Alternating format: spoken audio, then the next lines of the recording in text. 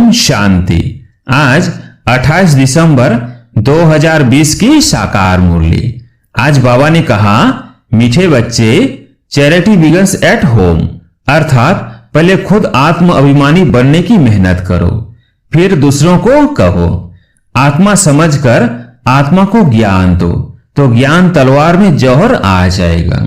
प्रश्न, संगम युग पर किन दो बातों की मेहनत करने से सतयुगी तत्व के मालिक बन जाएंगे?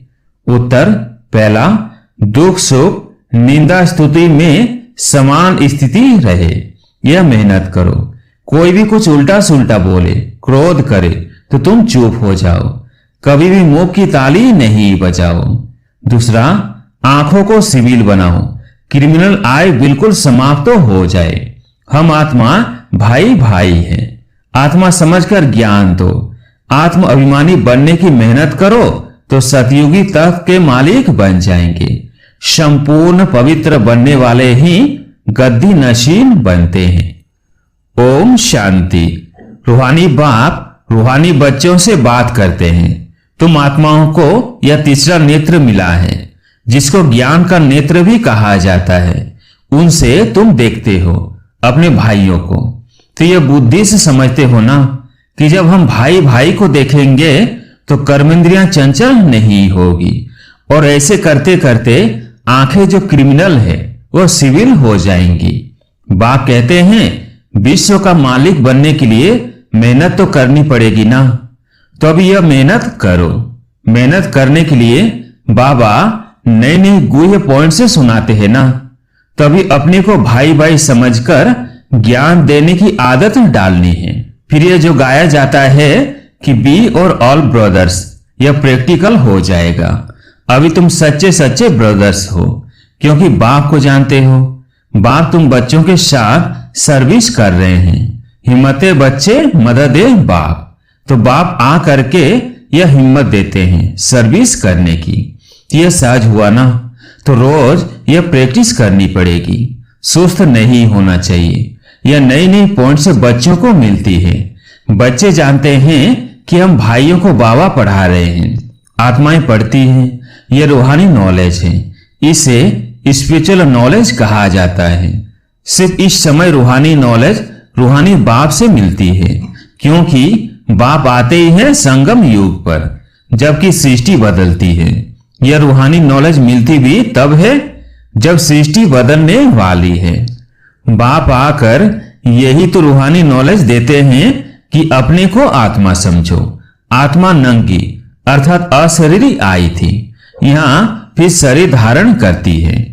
शुरू से अब तक आत्मा ने 84 जन्म लिए हैं, परंतु नंबरवार जो जैसे आए होंगे वो वैसे ही ज्ञान योग की मेहनत करेंगे। फिर देखने में भी आता है कि जैसे जिसने कल्प पहले जो पुरुषार्थ किया, मेहनत किया, वो अभी भी ऐसे ही मेहनत करते रहते हैं। अपने लिए मेहनत करनी है, दूसरे कोई के लिए तो नहीं करनी होती है।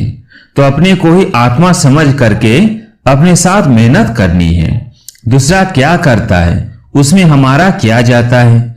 चैरिटी बिगन्स एट होम, माना पहले पहले खुद मेहनत करनी है, पीछे दूसरों को अर्थात भाइयों को कहना है। जब तुम अपने को आत्मा समझ करके आत्मा को ज्ञान देंगे तो तुम्हारी ज्ञान तलवार में जौहर रहेगा। मेहनत तो है ना, तो जरूर कुछ न कुछ सहन करना पड़ता है। इस समय दुख सुख निंदा स्तुति मान अपमान ये सब थोड़ा बहुत सहन करना पड़ता है। तो जब भी कोई उल्टा सुल्टा बोलता है तो कहते हैं चुप। जब कोई चुप कर देते हैं तो पीछे कोई गुस्सा क्या करेंगे। जब कोई बात करते हैं और दूसरा भी बात करते हैं तो मुंह की ताली बजती है। अगर एक ने मुंह की ताली बजाई और दूसरे ने शांत किया तो चुप। बस यह बाप सिखलाते हैं। कभी भी देखो कोई क्रोध में आते हैं तो चुप हो जाओ, आप ही उसका क्रोध शांत हो जाएगा। दूसरी ताली बजेगी नहीं। अगर ताली से ताली बजी तो फिर गड़बड़ हो जाती है। इसलिए बाप कहते हैं, बच्चे कभी भी इन बातों में ताली नहीं बजाओ, न विकार की, न काम की, न क्रोध की। बच्चों को हर एक का कल्याण करना ही है। इतने जो सेंटर्स बने हुए हैं किस लिए? कल्प पहले भी तो ऐसे सेंटर से निकले होंगे। देवों का देव बाप देखते रहते हैं कि बहुत बच्चों को यह शौक रहता है कि बाबा सेंटर्स खोलूं। हम सेंटर खोलते हैं, हम खर्चा उठाएंगे, तो दिन प्रतिदिन ऐसे होते जाएंगे, क्योंकि जितना विनाश के दिन नजदीक होते जाएंगे उतना फिर इस तरफ भी सर्विस का शौक बढ़ता जाएगा। अभी बाप दादा दोनों इकट्ठे हैं, तो हर एक को देखते हैं कि क्या पुरुषार्थ करते हैं, क्या पद पाएंगे, किसका पुरुषार्थ उत्तम, किसका मध्यम, किसका कनिष्ठ है, वह तो देख रहे हैं। टीचर भी स्कूल में देखते हैं कि स्टूडेंट किस सब्जेक्ट में ऊपर नीचे होते हैं, तो यहाँ भी ऐसे ही है। कोई बच्चे अच्छी तरह से अटेंशन देते हैं तो अपने को ऊंचा समझते हैं, कोई समय फिर भूल करते हैं, याद में नहीं रहते हैं तो अपने को कम समझते हैं। ये स्कूल है ना। बच्चे कहते हैं बाबा हम कभी कभी बहुत खुशी में रहते हैं, कभी कभी खुशी कम हो जाती है। तो बाबा अभी समझाते रहते हैं कि अगर खुशी में रहना चाहते हो तो मन मना भव, अपने को आत्मा समझो और बाप को भी याद करो। सामने परमात्मा को देखो तो अकाल तख्त पर बैठा हुआ है, ऐसे भाइयों की तरफ भी देखो। अपने को आत्मा समझ करके फिर भाई से बात करो। भाई को हम ज्ञान देते हैं, बहन नहीं, भाई भाई आत्माओं को ज्ञान देते हैं।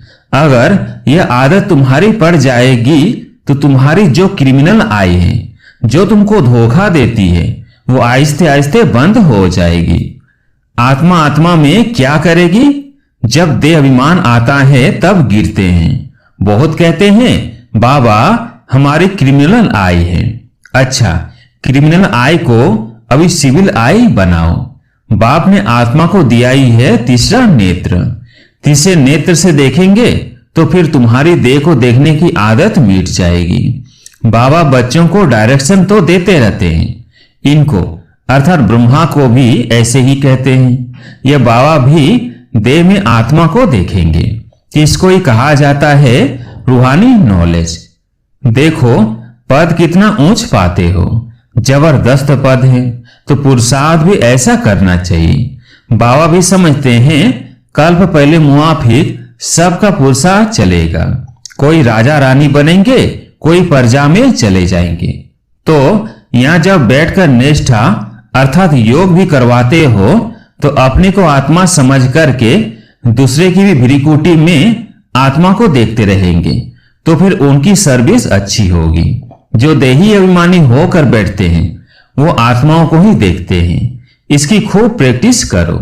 अरे उच्च पद पाना है तो कुछ तो मेहनत करेंगे ना, तभी आत्माओं के लिए यही मेहनत है। यह रूहानी नॉलेज एक ही दफा मिलती है और कभी भी नहीं मिलेगी, न कलयुग में न सतयुग में, सिर्फ संगम युग में, सो भी ब्राह्मणों को। यह पक्का याद कर लो, जब ब्राह्मण बनेंगे तब देवता बनेंगे, ब्राह्मण नहीं बने तो फिर देवता कैसे बनेंगे। इस संगम युग में ही यह मेहनत करते हैं और कोई समय में यह नहीं कहेंगे कि अपने को आत्मा, दूसरे को भी आत्मा समझ उनको ज्ञान दो। बाप जो समझाते हैं उस पर विचार सागर मंथन करो, जज करो कि क्या यह ठीक है, हमारे फायदे की बात है। हमको आदत पड़ जाएगी कि बाप की जो शिक्षा सो भाइयों को देना है, फीमेल को भी देना है, तो मेल को भी देना है।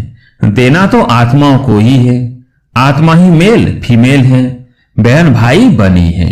बाप कहते हैं मैं तुम बच्चों को ज्ञान देता हूं, मैं बच्चों की तरफ आत्माओं को देखता हूं और आत्माएं भी समझती है कि हमारा परमात्मा जो बाप है वो ज्ञान देते हैं, तो इसको कहेंगे यह रूहानी अभिमानी बने हैं। इसको ही कहा जाता स्पिरिचुअल ज्ञान की लेन देन आत्मा की परमात्मा के साथ। तो यह बाप शिक्षा देते हैं कि जब भी कोई विजिटर आदि आते हैं तो भी अपने को आत्मा समझ आत्मा को बाप का परिचय देना है। आत्मा में ज्ञान है, शरीर में नहीं है, तो उनको भी आत्मा समझ करके ही ज्ञान देना है। इससे उनको भी अच्छा लगेगा। जैसे कि यह जौहर है तुम्हारे मुख में, इस ज्ञान की तलवार में जौहर भर जाएगा। क्योंकि देही अभिमानी होते हो ना, तो अभी प्रैक्टिस करके देखो। बाबा कहते हैं जज करो, यह ठीक है। और बच्चों के लिए भी यह कोई नई बात नहीं है, क्योंकि बाप समझाते ही सज करके हैं। चक्र लगाया, अब नाटक पूरा होता है। अभी बाबा की याद में रहते हैं। तमो प्रधान से शतो प्रधान बन शतो प्रधान दुनिया का मालिक बनते हैं। फिर ऐसे ही सीढ़ी उतरते हैं। देखो कितना सहज बताते हैं। हर 5000 वर्ष के बाद मेरे को आना होता है। ड्रामा के प्लान अनुसार मैं बधाईमान हूं। आकर के बच्चों को बहुत सहज याद की यात्रा सिखलाता हूं। बाप की याद में अंतमति सोगति हो जाएगी। यह इस समय के लिए है, यह अंत काल है। अभी इस समय बाप बैठ करके युक्ति बतलाते हैं कि मामे कम याद करो तो सदगति हो जाएगी। बच्चे भी समझते हैं कि पढ़ाई से यह बनूंगा, फलाना बनूंगा। इसमें भी यही है कि मैं जा करके नई दुनिया में देवी देवता बनूंगा। कोई नई बात नहीं है। बाप तो घड़ी घड़ी कहते हैं नथिंग न्यू। यह तो सीढ़ी उतरनी चढ़नी है। जिनकी कहानी है ना, उसको सीढ़ी उतरने और चढ़ने का काम दिया गया। यह नाटक ही है, चढ़ना और उतरना। याद की यात्रा बहुत मजबूत हो जाएंगे। इसलिए भिन्न भिन्न प्रकार से बाप बच्चों को बैठ सिखलाते हैं कि बच्चे अभी देही अभिमानी बनो। अभी सबको वापिस जाना है। तुम आत्मा पूरे 84 जन्म लेकर तमो प्रधान बन गई हो। भारतवासी ही शतो रजो तमो बनते हैं। दूसरी कोई नेशनलिटी को नहीं कहेंगे कि पूरे 84 जन्म लिए हैं।